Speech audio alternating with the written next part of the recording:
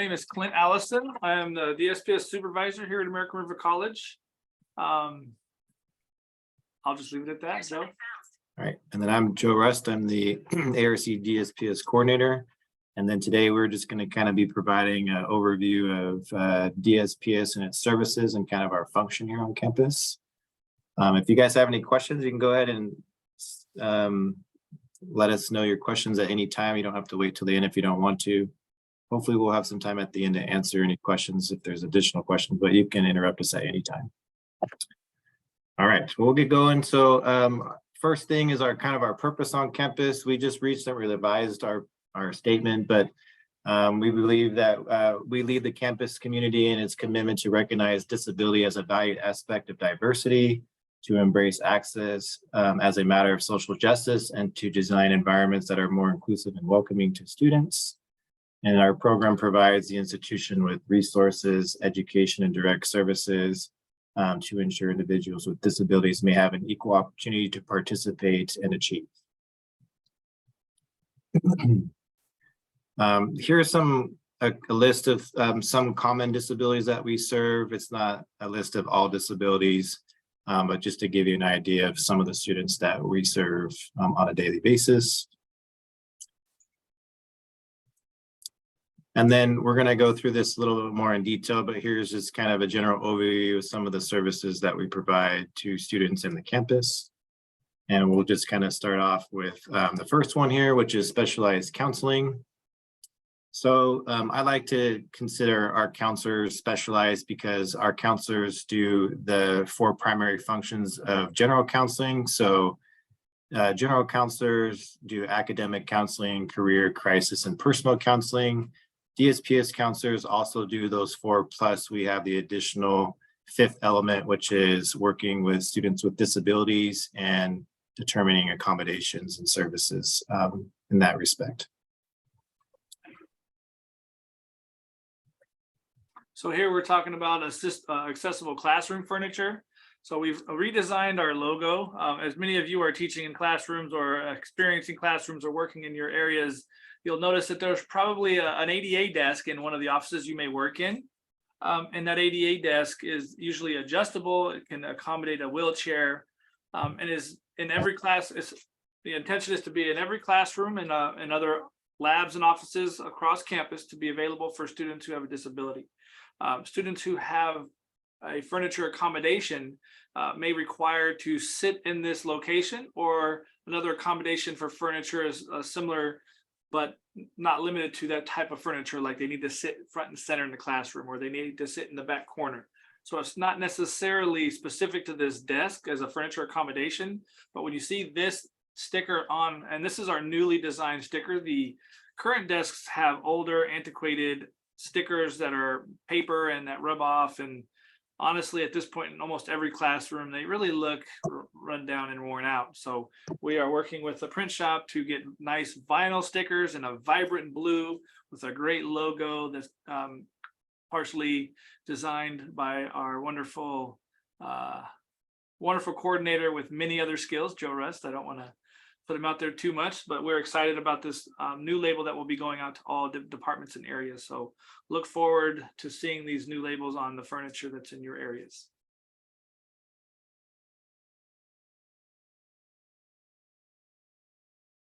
All right, the next thing we're going to kind of discuss quickly is test proctoring. This is probably one of the most common accommodations, or exam proctoring. So, exams kind of includes tests, quizzes, anything exam related. Some of the common accommodations people might see in a classroom environment, is extended time is very common. Typically something like 1.5 times or double time. So for example, if an exam is 1 hour and it's time and a half, that would give them an extra half hour. If it was double time, they would get an extra hour for a total of 2 hours. And sometimes, I think there's some question in the chat. Oh, great logo, okay. Sometimes instructors want to provide extra time for all students, which is fine. We just recommend that you just put the standard time or the actual time in the directions, but then do the extended time, like if you're going to do Canvas, extended for everyone, because technically the student gets extra time for whatever the actual time of the test is. So if you want to give everyone 2 hours, you would still want to put an hour as the test time, but then extend it out for everyone for 2 hours if that's something you wanted to do. And then accommodations, just to clarify for any instructors, are required regardless of the modality. So whether your class is online, hybrid, or on ground, you still need to be able to provide the exam accommodations for the student. Now, this is the responsibility of the instructor, and if the instructor is not able to accommodate those accommodations, then they can connect with their dean, but most importantly, or typically they would connect with DSPS or have the student connect with us so that we could assist them in making sure this accommodation occurs or happens.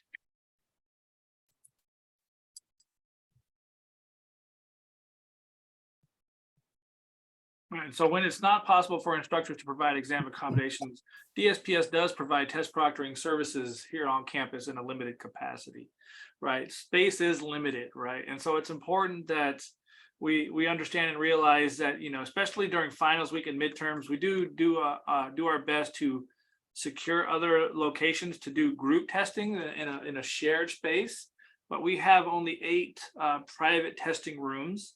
And those fill up quite quickly at times, especially during times where we're busy, right? But typically the way this works is the student will contact DSPS to set up take an exam. But before that happens, the student provides a letter of accommodation to their instructor where those accommodations are, and the instructor is informed of the accommodation, and that LOA has to be provided to the instructor prior to a student attempting to take tests here.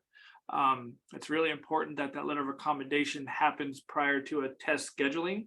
What we do have often is students will come to take an exam and they haven't requested their letters or have provided them to the instructors. So typically students are required to schedule exams. You know, right here we say 10 business days or 2 weeks. So really it's a week ahead. And students can book out in advance during the semester for repetitive tests like quizzes or things that are a little bit more repetitive and are on the same day in a week. We can open up the schedule to be able to book those for the students that need to prepare ahead of time. It's important that we have enough time to get the test parameters from the instructor. When an appointment, when a student schedules an exam, a Google form email gets sent to the instructor, and the instructor will inform us of all the parameters of the test. And we typically need that with hopefully a week before the exam, but you know, ideally a week before the exam. If we get them a day before, you know, with emails and things going, occasionally we don't get them and the student will show up for the exam. You know, unfortunately, the exam has to be rescheduled. So we just hope that, you know, instructors and staff can support students and help students know that it's important to plan ahead, right?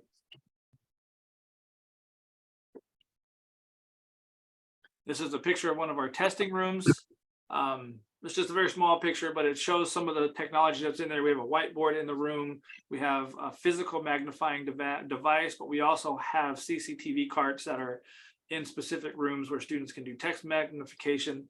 Now that desk looks like it's just a table for an exam, but that desk has a built-in computer that can come out for exams that require computerized testing and other things. We have a separate chair in there when a proctor needs to be in there with the student to function as either a reader or a scribe. Just want to give you an idea of what our testing rooms look like. We have 8 rooms within DSPS that are utilized as testing rooms.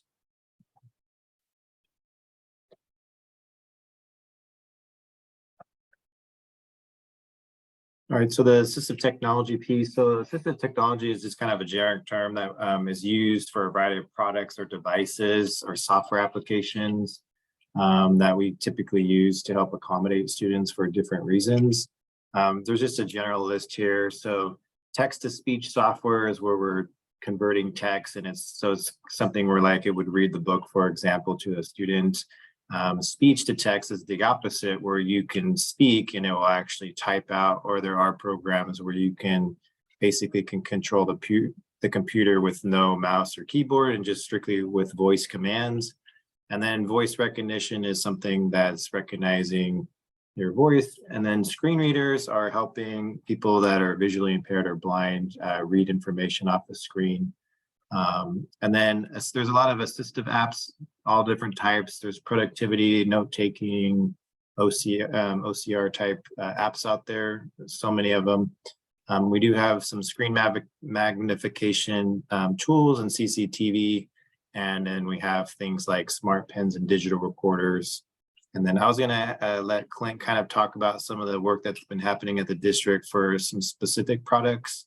And then we've been working on also trying to acquire an additional tool, hopefully soon. So I'll let Clint kind of talk about those for a second.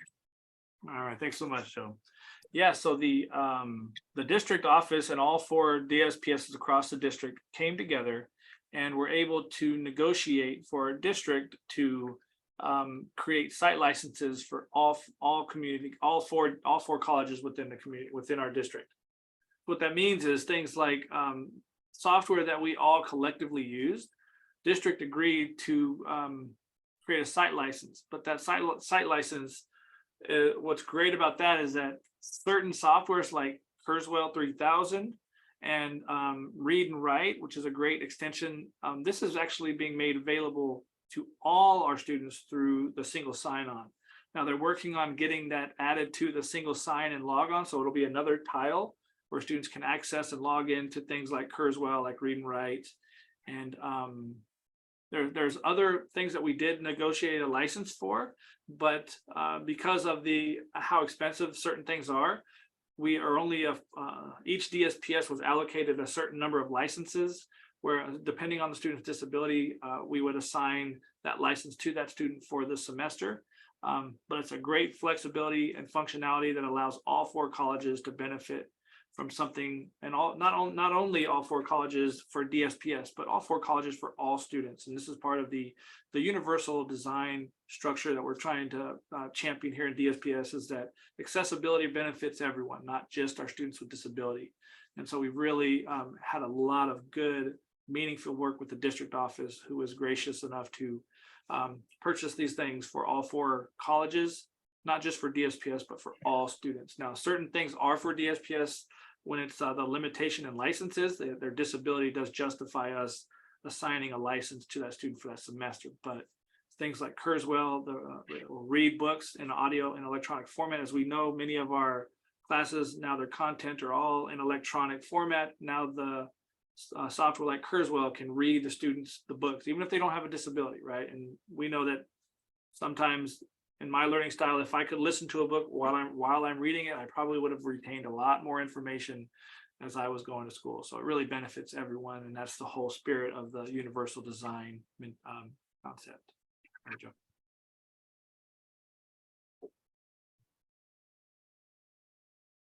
One thing we wanted to mention, this is kind of more for instructors, but all instructors get what's called a letter of accommodation they receive from the student, which indicates what their accommodations are. And at the bottom, there's a signature piece. The student's not required to sign this in order to get the accommodations. What this piece is for is anytime a student has an accommodation to record a lecture, whether that be an audio recorder or a smart pen, the instructor does have the option of having the student sign the bottom of the LOA, which basically states that they would only use this for educational purposes. So they're not going to share the audio recording, or they're not going to use it other than just for the purpose of studying for the course. So this is just an option that if instructors want to use, they can, but it's not necessarily a required thing for them for the student to complete, unless the instructor would like it as kind of an additional piece related to the recordings. And for those of you who aren't familiar, a smart pen is this technological device. It looks like a pen, writes like a pen, has a camera at the tip, and it has special paper that they use. And as they're writing their notes, just like they normally would, the camera is capturing all of the notes that they're writing so that it can be turned digitally into a copy of their own notes. And then as they tap on certain parts of the paper, it goes exactly to that part of the recording of the lecture, so that they can navigate the lecture more easily rather than just trying to fast forward and rewind on a typical recorder to find out the locations of where they want to re-listen to that part of the lecture. It has a lot of other bells and whistles and capabilities, but that's kind of the main function of a smart pen.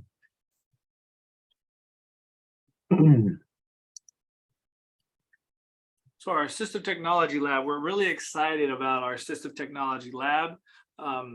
We call it the ATC Lab, the Assistive Technology Center, and it's located in DSPS. And basically it's a space for students with disabilities to use computers to, but not just to use our computers that have all of this assistive technology installed on them, but also to be trained on how to use some of these softwares, right? So a lot of times, you know, you can give a student a bunch of different technology. Well, how are they going to use it, right? And so we have our wonderful alternate media specialist, and we have a lot of new staff who we're excited to announce that they are starting. We hired 3 student staff to work in the lab with our specialists to bolster our support in our technology lab. The goal is to really make our lab innovative and to make our lab meaningful.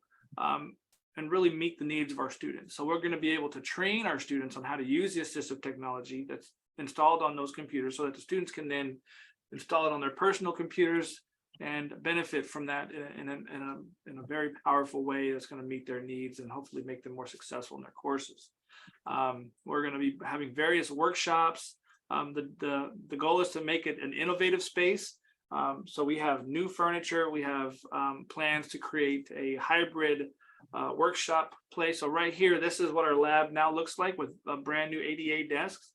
Each one of those desks raises up and down, and each one of those desks can bring the computers out from within the desk itself so that the class can be kind of a static classroom, desk table chairs, or it can be converted into a lab depending on the needs of how we're going to be utilizing it. Now that wall at the back there, I know you're thinking to yourself, boy, that is just a blank wall of just wasted space. Well, we have plans to make that the focal point of our high-tech monitor and Zoom. It's going to help us create a hybrid classroom space, if you will, with high-tech microphones that are directional, but also cameras built into, I think it's I want to say it's either a 75-inch or a 100-inch monitor, where we can have a hybrid workshops where students can attend in person, but also students can attend online simultaneously, and we can impact and touch as many students as possible utilizing this lab in this space. So we're really excited about what's to come in this area. It would be almost like for instructors, kind of like a flex classroom, if you're familiar with what flex classrooms are kind of like. It's kind of what we're gearing towards. And then I also want to just send out an invite. If you are staff or faculty and you want to see these in action, you're always welcome to come by and we can provide you with demos. Or if you just kind of want to see what it looks like, or you've just always been curious, like, what is JAWS and what does that look like? I mean, we're always happy to kind of let you see what that looks like in real time and in its actual live action. So. Right, and Joe, you just reminded me, the district licenses primarily focused around Kurzweil, JAWS, and ZoomText. Now, JAWS and ZoomText are combined into a software called Fusion, and everybody in our district, students and even staff, have access to that through the single sign-on. Now, district office is working on finalizing the tiles that will be displayed on the single sign-on. So at a click, once a student logs in, they can download that software and have access to it. We're really excited about where we're going in the district with accessibility. So we're very pleased. And then we're also working on, hopefully we can secure a new product called what's Otter. Otter AI. So the Otter AI, it's a very good tool in terms of real-time captioning. It can also be utilized for note-taking applications for certain students. Very, very accurate, about as accurate as I've ever seen. Hopefully we'll be bringing that tool on shortly. We're just hoping to meet a deadline that's coming up this Friday, but a great tool if we can get it. And that should be another tool that we can use in certain situations that will be very helpful. Hoping to get 50 site licenses of this tool as well. So we'll see how that goes.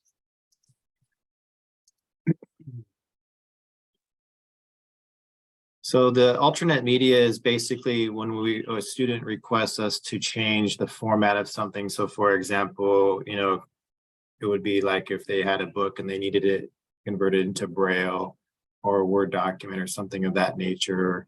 Well, ironically, what we've been having a lot this semester, which has kind of been different in the past, is we're having the reverse, where students, there's a lot more electronic books out there now, and they're asking for a hard copy.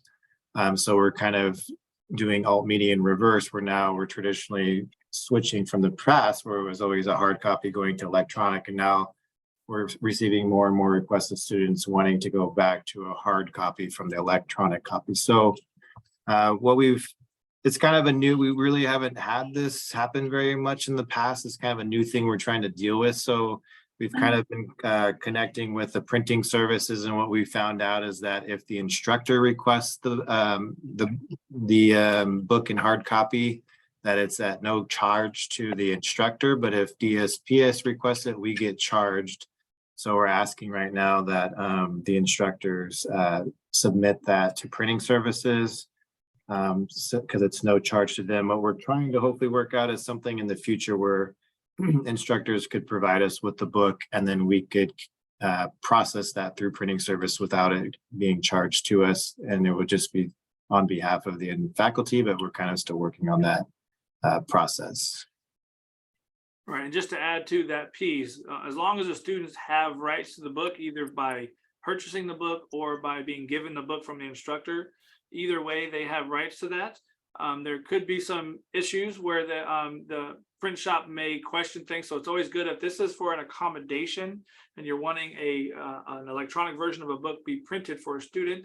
It's important to mention that you're accommodating the student, just in case there's any copyright issues that come up. But they have the right to that book as long as they've either purchased it or been given the book from the instructor. We've gotten instructors send us emails that the student was given the book, and that's just as good as a receipt.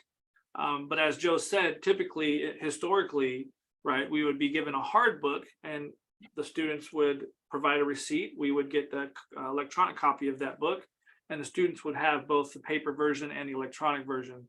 Now the students are only receive the electronic copy, and we never really knew that the students really did benefit from both. And we're starting to see that more and more now that much of the classrooms are e-text only. So I think this is just another thing that came out of the pandemic and remote learning, and we're adjusting to that as a campus. But unfortunately, the print shop did say that student services does have to pay for print costs, but instruction, it's free. So we are, like Joe said, we are asking that instructors submit that request with the electronic file to the print shop, and in the comments, just make sure if it's for a full book, to just mention that you're accommodating a student with a disability, and that's why that's being printed for the student. But yeah, we thank you so much in advance. And then one quick reminder to the instructors too is to really try to get your textbook adoption in on time, so that way it allows enough ahead of time for us to start kind of making sure these processes are taken care of. So hopefully they have what they need by the time school begins. So as much as that can be done, that would be helpful as well.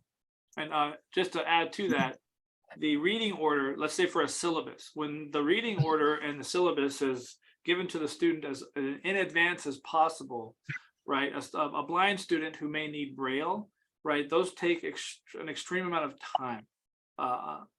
So it really benefits to have the reading order because the Braille company that supplies the Braille to us through ATPC, which is a state system, they mail that to us, right? And it takes a lot of time for each chapter. So we have to provide that to the student in segments. And so it's important if we had the chapter reading order, especially if the reading order is not, one through not in order, it's vital that we know so that we can provide that to the student in a timely manner. And that's the requirement from ADA law, is that we provide these services to the student in a timely manner.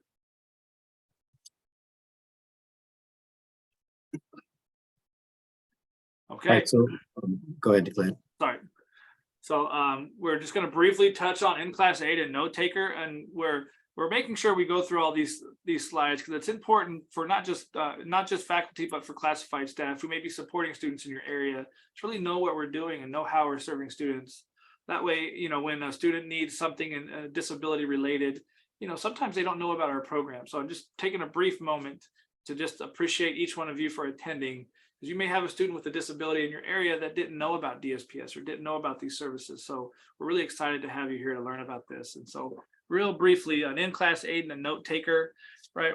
It's basically just someone who provides assistance to the student. So this is an in-class aide. They're just there to provide assistance to the student in an in-ground class environment, right? It's typically an approved accommodation for students that have mobility limitations. But oftentimes what we're seeing now is that students are having aides as part of built into their services from a third party agency like Department of Rehab or Alta Regional, right? So we facilitate a volunteer process.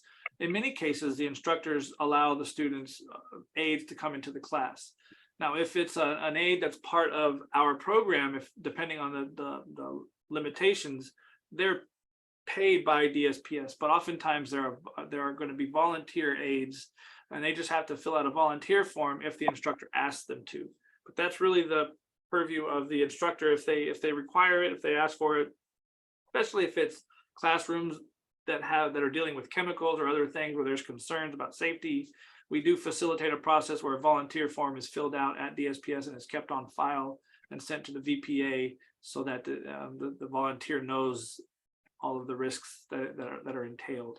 Now, note taking is an approved accommodation that is typically provided via shared notes by a fellow student who's taking the same class, right? But it can also be a volunteered or even a paid in-class aide depending on the disability and the needs of the student.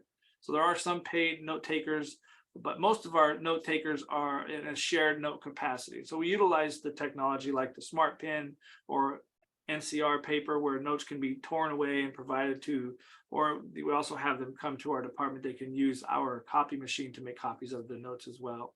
Now, what's important at the bottom there is that if a student's unable to find a note taker or is not comfortable asking, then they may contact the instructor, where the instructor can help identify a student in the class that's willing to help share the notes. And so, like I said, we provide access to the technology and the copy machines that's needed to kind of help streamline this process.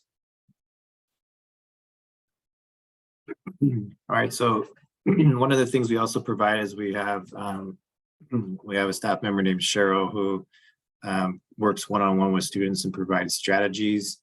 So typically the student might work with the counselor and we might say, okay, we need to kind of have certain things that we'd like the student to work on. Here's kind of a general list of some of the strategies that we might have Cheryl work with the student. So things like time management is a pretty big one, organization, test taking strategies, assistance with how to better understand and utilize Canvas, because sometimes that can be a barrier to students. So just depending on their situation, maybe it's memory strategies. Sometimes students have visual aid cards as an accommodation. And so we try to help them in terms of what's allowable on a visual aid card, which is not allowable, things like that. So this is a pretty utilized service. Most students that work with Cheryl, I receive a lot of positive feedback. They can, depending on their needs, they can work with her, each week, depending on how much interaction or that they need. So really good service. And hopefully in the future, we're trying to expand on this and create a mentorship program as well, which hopefully we can expand this even more. And then we also, not everyone probably knows this, but we do have the capability of providing a learning disability assessment. This is something that if a student were to do out in the private world, it would cost them around $5,000 to do, which isn't affordable for most people, especially those with no kind of insurance or things to kind of help with that cost. So this is something that anybody can refer a student to if you feel like someone might have a learning disability or they're having any kind of learning difficulties. It's not always caught in the K through 12 system for various reasons. So if they've never had a diagnosis, we can always assess them to see if they're appropriate to go through the assessment process. And sometimes through that process, we find out that they already have some other disability, and sometimes just serve them based off of their previous or already existing disability, depending on kind of the needs of what they're needing.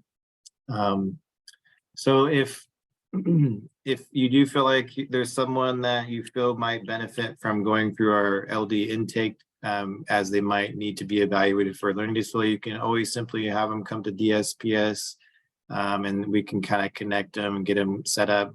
It's free to students. It doesn't cost them anything.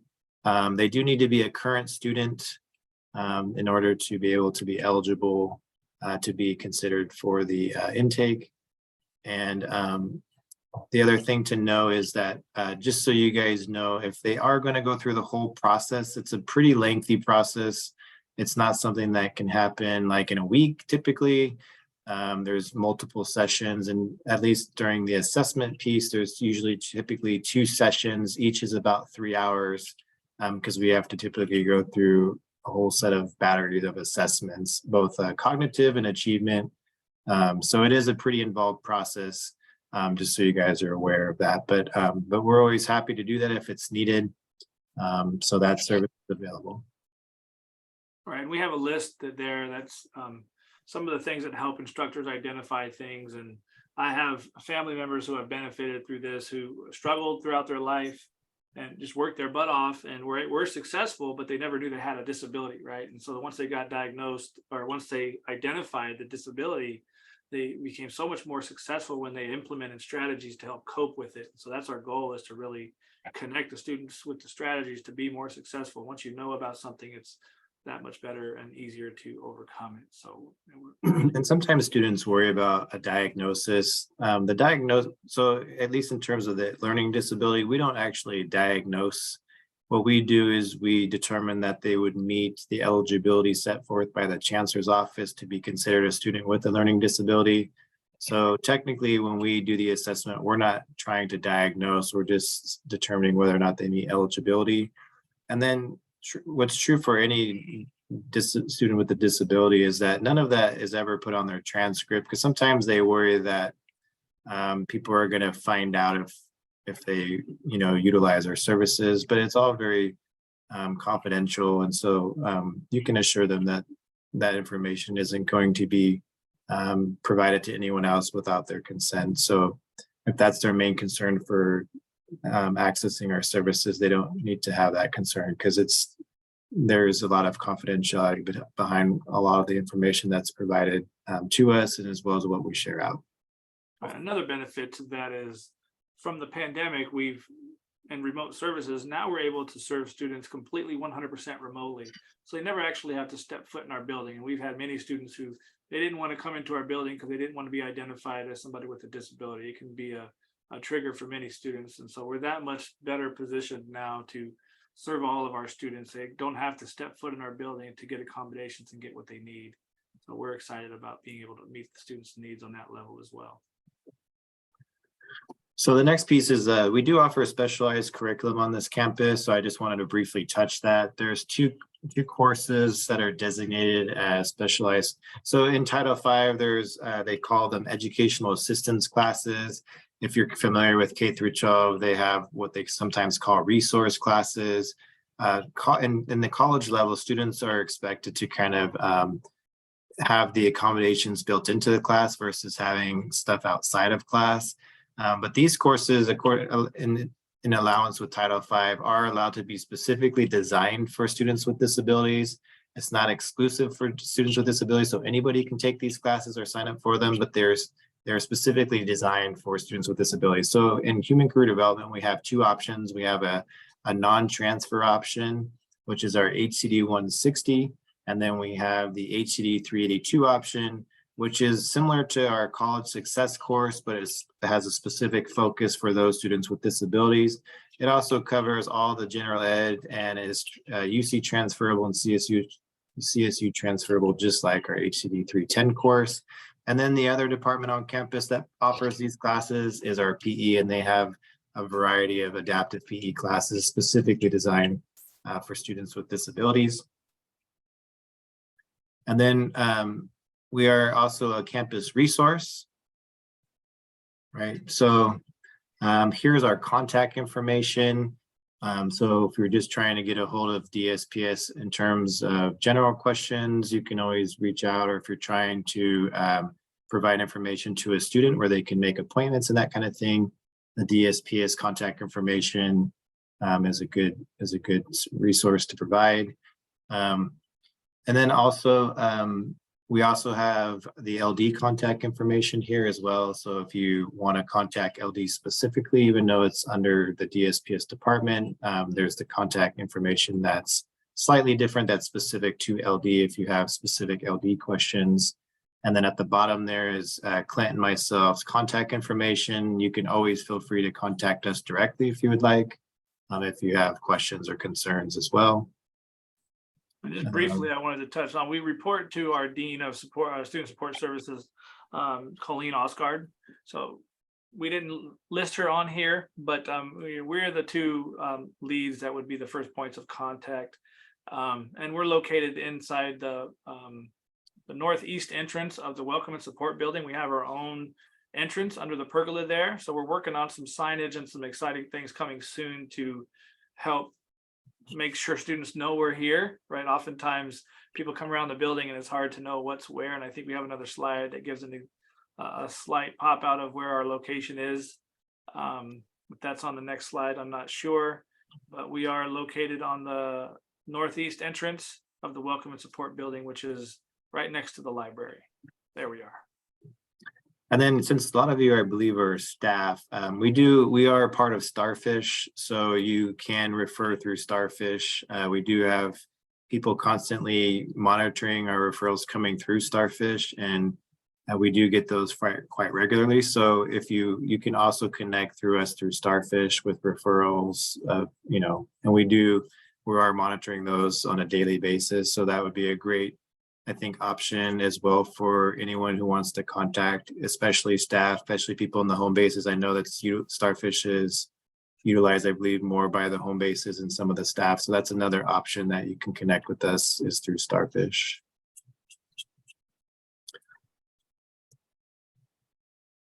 Yeah, all right. Starfish generally originates from the point of the instructor. But yes, staff can also do referrals. It's a little different than the way it works through the rosters of instructors, but it can also be done that way as well. So we're getting to the piece now where we're going to kind of talk about reasonable accommodations. Good stuff to know. Some of this stuff is instructor based. Before we kind of go any further, I just wanted to stop to make sure to give anyone an opportunity to ask any questions to this point. Anyone have any questions?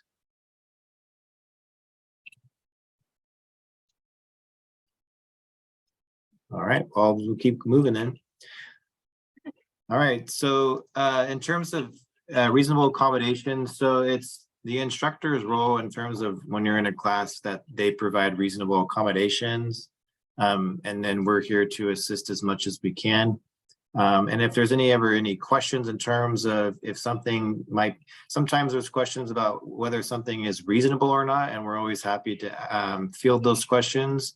There are situations where an accommodation could be considered not reasonable for a course. For example, let's say you're in a firefighting class and you're being tested on how quick you can put on your turnout gear. And then let's say the student requests that they get more time to do that. That potentially wouldn't be a reasonable accommodation, because the time does matter, because if you can't put on your gear fast enough, the truck needs to leave the fire station in a certain amount of time to get to the scene within that golden time frame.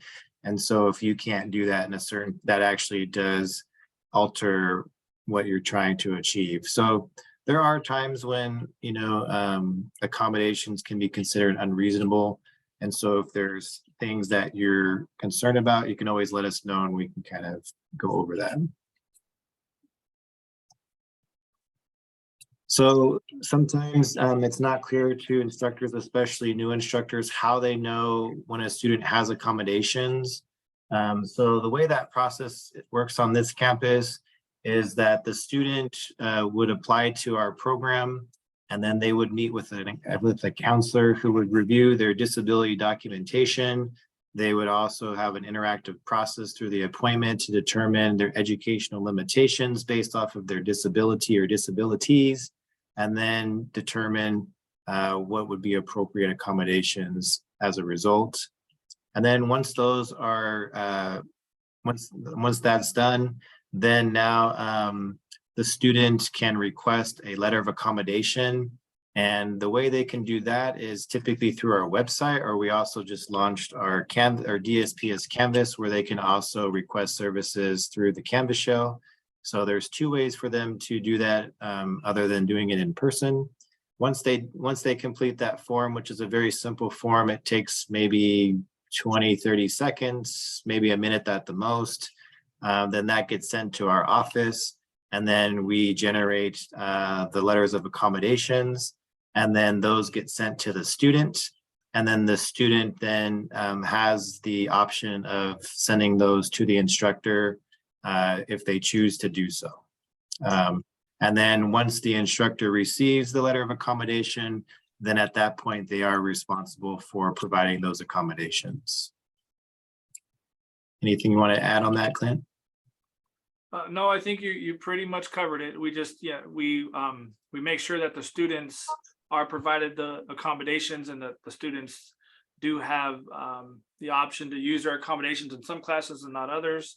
So there are occasions where you might need to engage with the student to say, hey, did you request your letter of accommodation? And did you also send it to the instructor? Now, the letters of accommodations have changed slightly from the previous semester. They're now being sent to the student's preferred email address. In the past, it was always sent only to the student's Los Rios Gmail. Now we have made a change to make sure that it goes to whatever email the students have set up in their e-services as their preferred email. And so that's a change that we hope benefits students as well. So if you've never seen what a letter of accommodation looks like, this is just kind of an example just to show you kind of what an instructor might receive either by email or in person as a hard copy.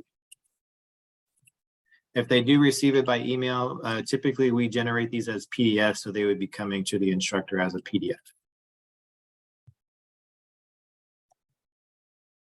So one of the really beneficial ways for instructors to do is to have a statement in their syllabus or somewhere in their Canvas or both indicating accessibility, right?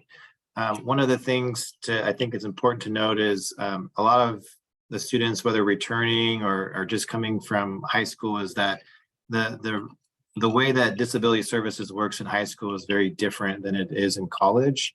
In high school, it's required by the campus to seek out the student and provide service. In the college level, the student has to ask for it. It's voluntary. And so sometimes they're not aware of the change, or they're just not aware of how this happens. And so by providing the accessibility statement, it helps to inform the student that they need to ask for something if needed.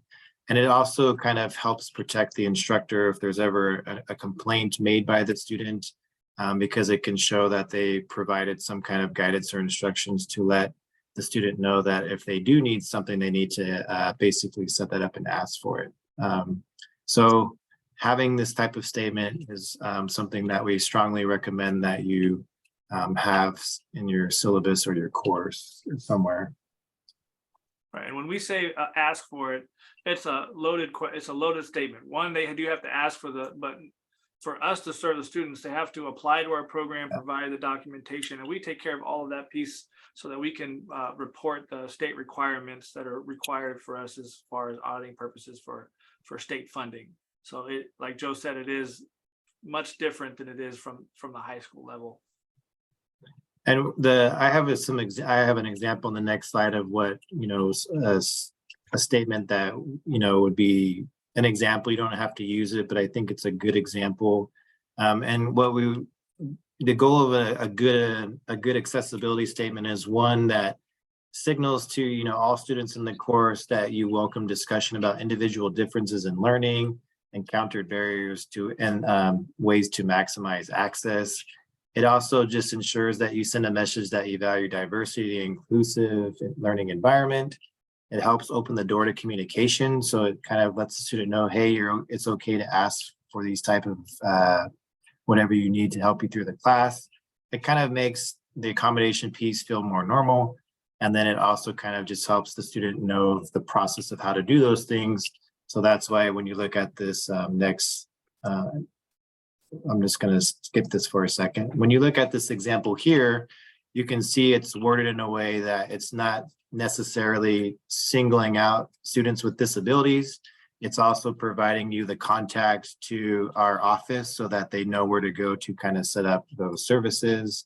And then it just also kind of provides the student with an awareness that they can communicate with the instructor about anything in addition to, or not only just disability related stuff, but also just anything in terms of how to make the class a better experience for the student.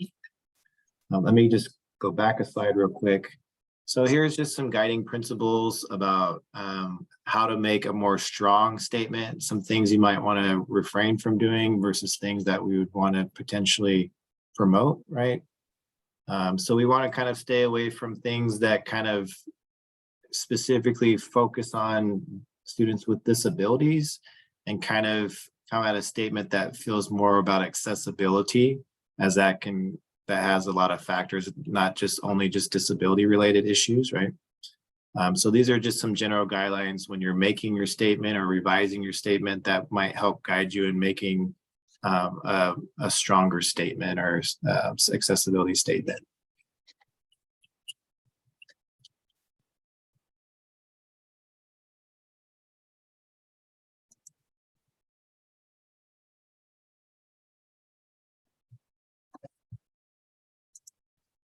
And there's just a second example if you want a second example.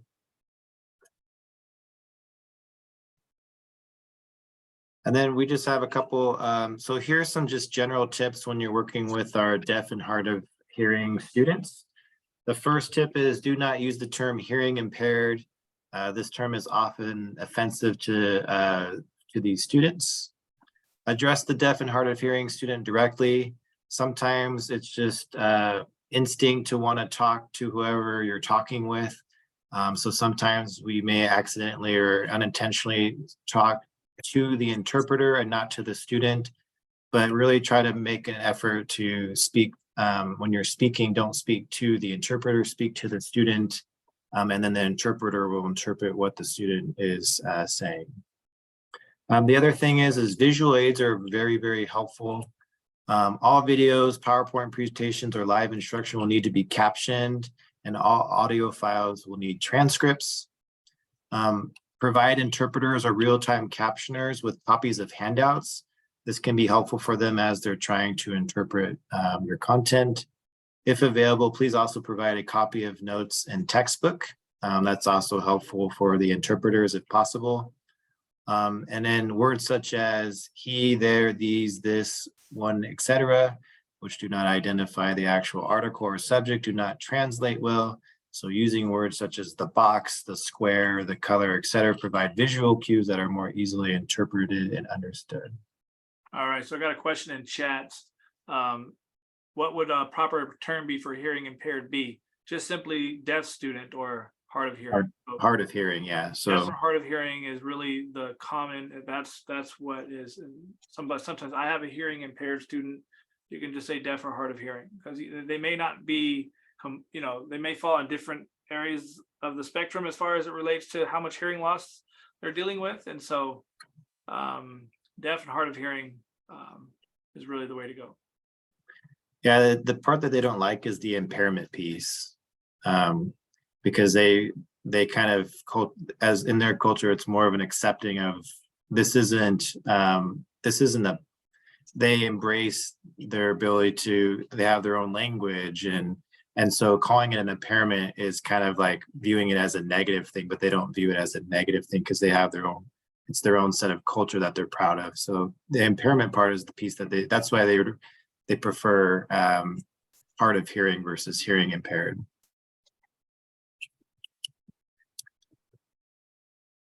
All right, and then this is just we've kind of mentioned already about the confidentiality piece, but DSPS is not allowed to discuss a student's disability with anyone without the consent of the student.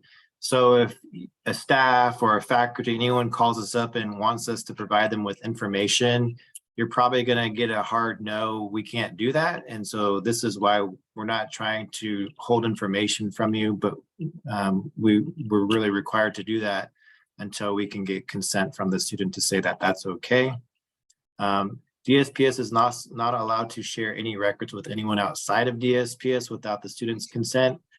Sometimes if, if there's, counselor, sometimes some of our stuff doesn't always show in general counseling, for example, and sometimes people aren't sure why that is. It's not, we're trying to be secretive. It's just some of the stuff we're not allowed to share because it's specific to disability related stuff.